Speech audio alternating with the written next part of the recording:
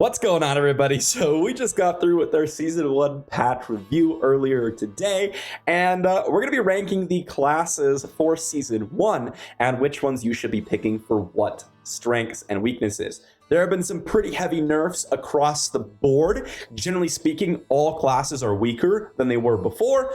Specific builds have been targeted, but also some builds seem to be potentially changing the landscape of the builds, coming with the hearts. And I'll have a full video talking about those because I did release a separate blog post for that. With that said, I'm going to rate them on their leveling ability, their speed farm / speed leveling, and their endgame viability, okay? 3 separate lists, and we're going to be putting timestamps in the description down below if you want to check it out. And we're going to be rating them 1 through 5, most likely. Instead of this S, A, B, C, D. So we're just gonna renumber this. And this is based on how good a class is compared to all the other ones, as well as just in whatever role it is. Starting off with the leveling process, Rogue doesn't change much. The big nerf that came in for Rogue was the siphoning strikes. And although your survivability does go down if you choose to use that in the early game, you weren't critting all that often anyways. So siphoning strikes wasn't insane early game, and actually I just go full DPS generally speaking and nuke everything anyways, so really Rogue basically didn't change at all. Next up, we're gonna put this one's pretty tricky. I'm still gonna put Sorcerer in number 2. And the main reason for this is the mobility and damage is still there in the early game because actually you're tending to run Arc Lash, Chain Lightning. You can run Ice Shards, which is still solid, but the aspects and the ability to like ramp up your crit damage doesn't really start happening until World Tier 3 and World Tier 4. So even though Sorcerer is probably the most nerfed class on the list overall, for the leveling process, it really doesn't change all that much. Then we're gonna have Necro, then we're gonna have Druid, and then we're gonna have swap these around. We're gonna have Barb and then Druid.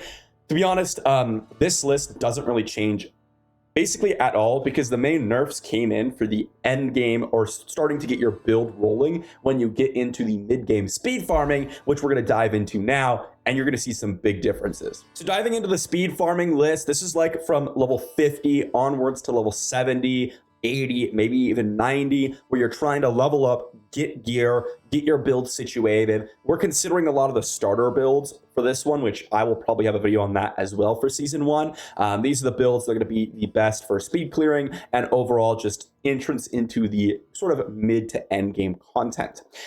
Starting off though, we're going to be putting, this one's going to be pretty tricky. I'm going to put Druid actually at number 1. Here's the thing with Druid.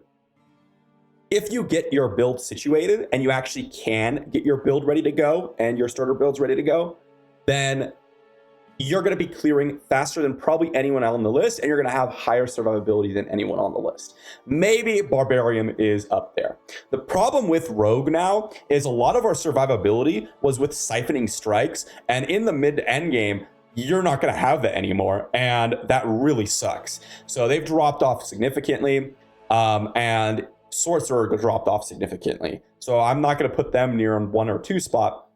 But Druid didn't really get nerfed all that much. They did get reduced in their unstoppable ability and some of the damage, of course, but they are really, really strong still. Now, next one, we're actually going to put Barbarian. Barbarian is really strong as well. They still have the whirlwind aspects. They still have a lot of options for you to instantly get a build up and running and just roll through the speed farming. Once again, their survivability is significantly higher. These 2 classes have always been a lot more survivable than these 3 classes. And the problem with these 3 classes now is that their damage is lower, except for Rogue, and their survivability is still pretty bad. And for Rogue and Sorcerer, potentially, their survivability is way lower. And as I mentioned earlier, their survivability across the board has been lowered. So you need a lot of survivability in order for you to really work in the mid to end game. And unfortunately, the Barb and the Druid are the only classes that really get in there in terms of being able to level up their survivability to actually get through and clear nightmare dungeons, because that's going to be the hard content in the game when you start to speed clear, okay? And you're not going to be able to speed clear because remember, you need to speed clear 10 levels above you now in order to get the maximum XP bonus. And it's going to be very hard to do that without getting one shot on any of these 3 classes. But then we enter into the next portion. And this is where it gets a little tricky because The Rogue or the Necro can be interchangeable, in my opinion. My instinct is to put Necro below Rogue. However, I've tested both of these with the new patch, and Necro's damage is still very high, and Rogue's survivability is a lot lower. So you need a lot better gear. So I'm going to put it like this, but I could see an argument for Necro above Rogue for speed clearing, okay, for 10 levels above. Yeah, it kind of sucks a lot for Rogue, guys. The key is Barrage, Rapid Fire, Flurry, Twisting Blades. All of those builds got way worse with the Siphoning Strikes nerf. I said that a lot of classes got hit hard, and Rogue probably got away the best. I actually think that Druid probably got away without too many nerfs comparatively. I think Rogue actually got hit a lot harder than initially I thought, because I wasn't quite sure how they would roll it out. And based on what I've seen from Siphoning Strikes, the Rogue is significantly worse mid to endgame. And that really sucks, to be honest. Necromancer, though, still really struggling on the survivability aspect, really struggles for unstoppable options, but their damage is still very high. They did get nerfed, and yes, it is not nearly as explosive as it was before, but it's still very, very good. However, again, you need the damage to clear 10 levels above you, and unfortunately, the survivability really hinders that kind of portion of speed clearing for the Necro. Then we have Sorcerer coming in at number 5.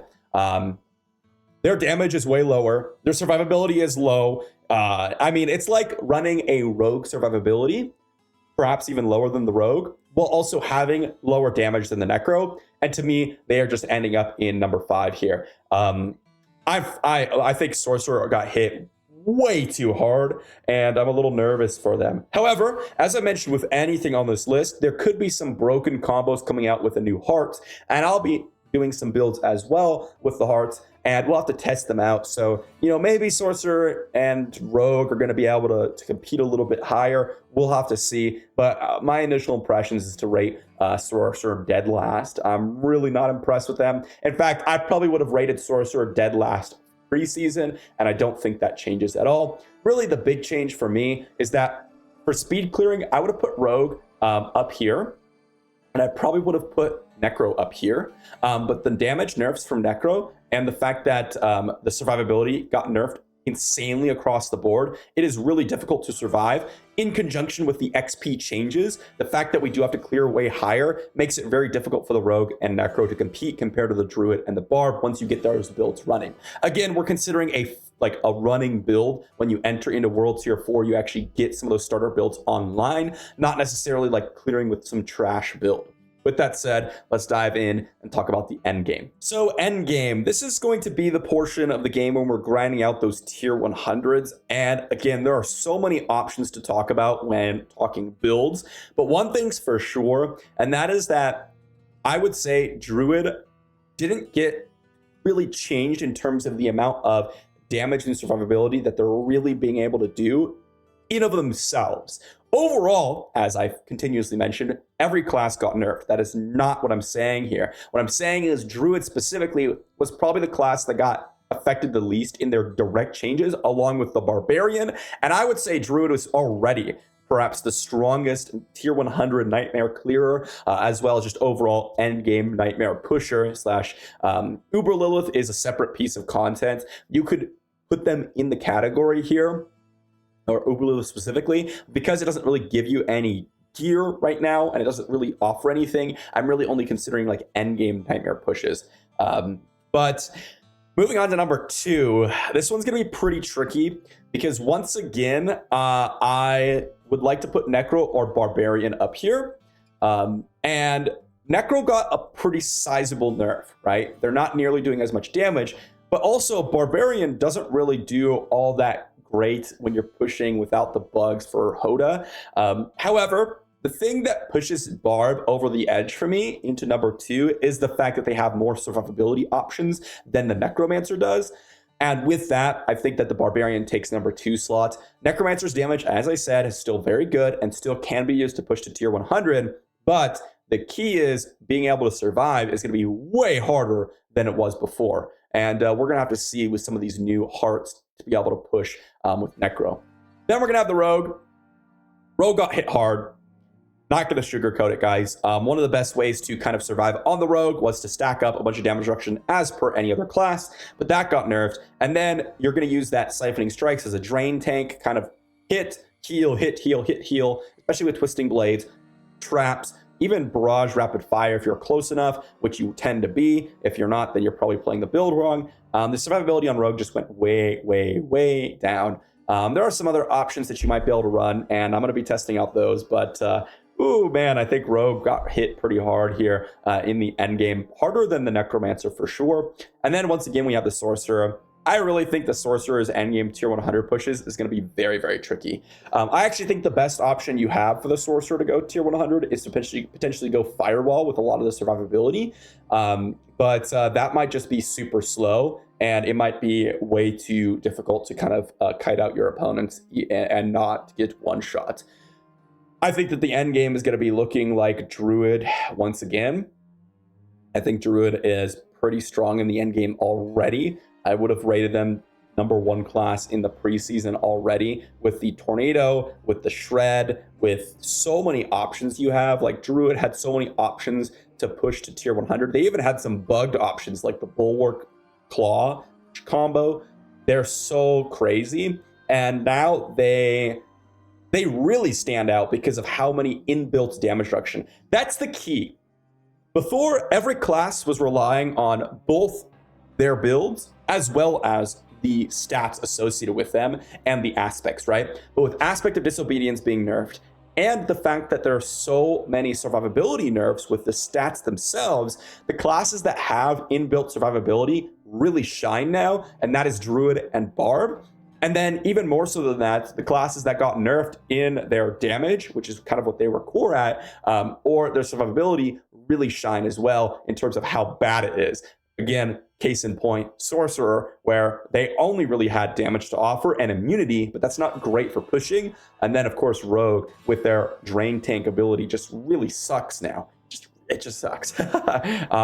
But that's going to be my initial impressions for Season 1 tier list. Let me know what you think in the comments section down below. Let me know what you think about the changes, which class is going to remain on top. I'll have a full list of me going through all the different hearts in the game starting tomorrow. If you want to check that video out, thanks for watching, and I'll see you all for the next one.